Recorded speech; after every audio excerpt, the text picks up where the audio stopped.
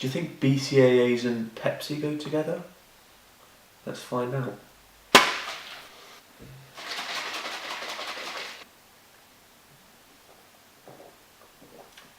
Yes.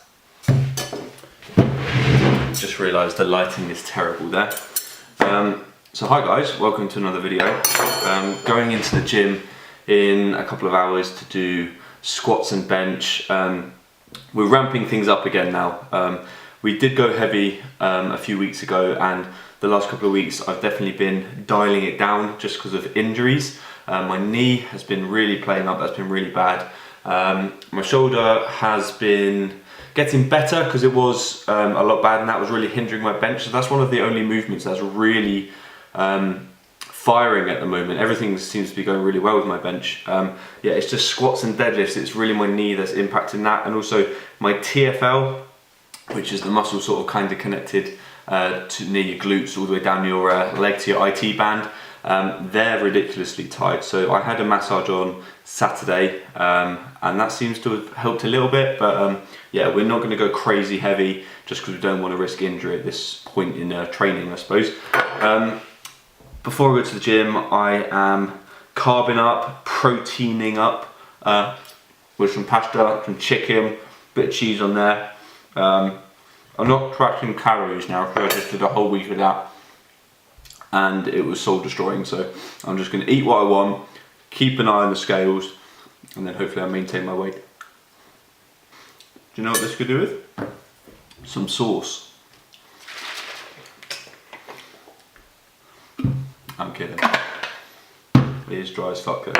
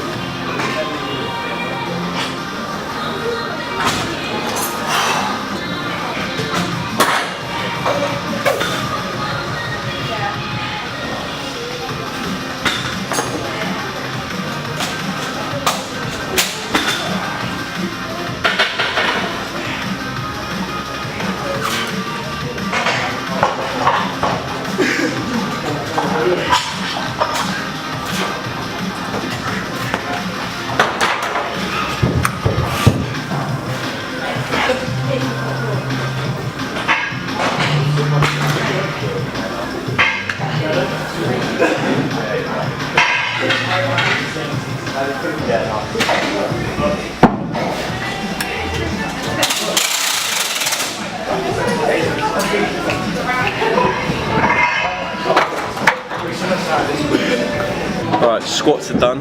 Managed to work up to 210 kilos for 3.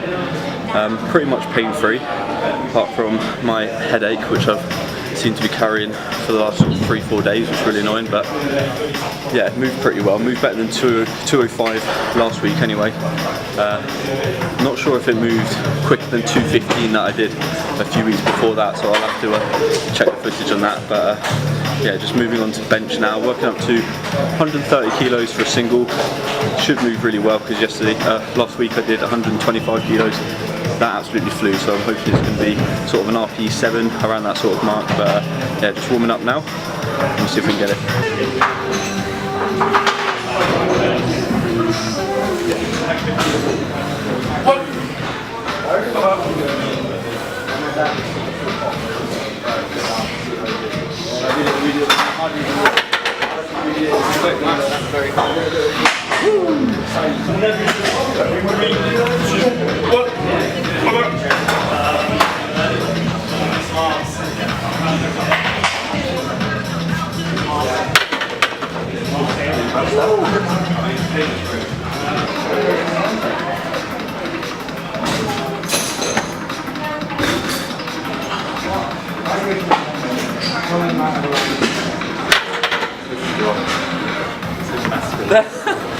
Well, who's saying that?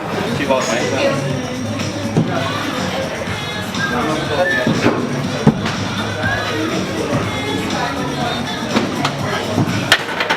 I remember the days when you weren't as wide as that bench, Matt. You weren't even goal fit.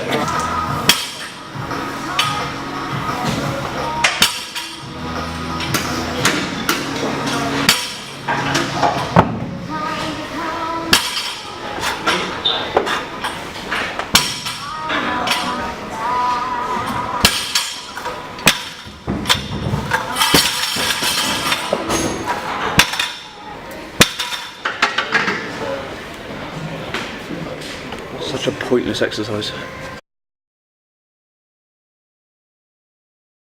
Okay, so I'm back from the gym. I am going to be speaking a little bit quietly because it is quite late. I don't want to disturb neighbours, that sort of thing. So, I'm going to quickly talk about not over-analysing your gym sessions. So, I definitely am guilty of this. I will do this quite a lot. I always look back over the footage over previous weeks, and I even go back months and years to have a look at how a similar weight has been moving, but it's important to know that strength is not always linear.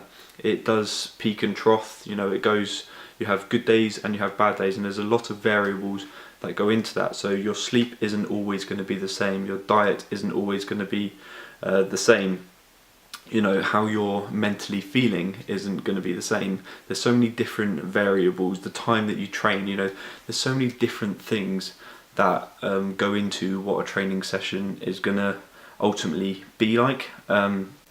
So I don't think you should be disheartened if you go into the gym and you're supposed to be going a bit lighter and the week before you went heavier, but yet it's feeling a lot harder. You know, these things happen, and like I say, with the variables that I said,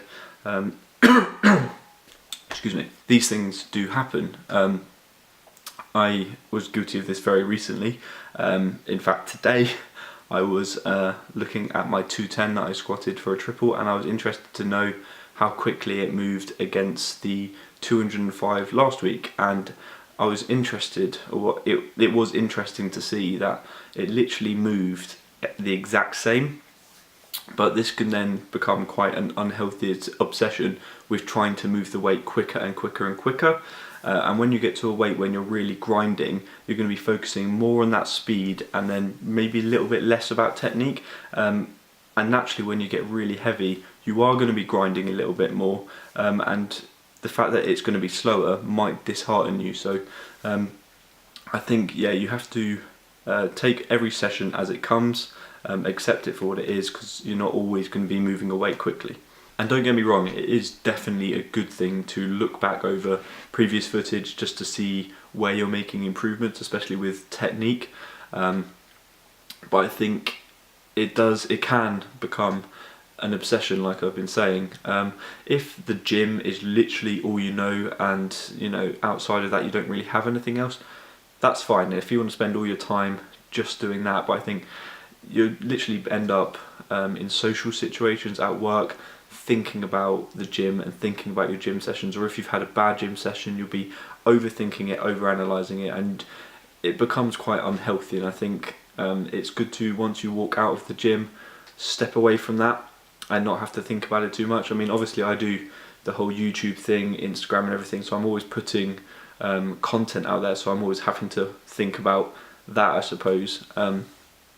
But when I'm not in the gym, excuse me, I'm trying not to think about it. I don't want to be thinking about how did I perform last week, you know, because it will just get inside of my head and it will start to frustrate me. So obviously it's good to think about a training session that's coming up, maybe the day before. You want to visualise how the lift's going to go, but I think that's probably as far as it should go. I think you shouldn't obsess too much over it unless, like I say, that literally is your life. And there's nothing wrong with that, you know. I personally don't want to do that because I have hobbies outside of the gym. You know, powerlifting, although a massive passion of mine, isn't my be-all or end-all. So yeah, I think if I spend too much time overthinking everything, yeah, it becomes unhealthy for me. And the last thing is, if you have a coach, leave all the analysing to them. Let them look over the footage, send it all to them. They will be able to pick up on whether something's moving at an RPE 7 or an RPE 8. You know, that's what you pay them for, so they can analyse your lifts for you, and then they can progress it week to week, and they can set appropriate targets. So yeah, leave it to them. They can look at your technique as well in your form. If they notice anything bad, they'll pick it. They will pick up on it. So yeah, that's all I really wanted to say about that.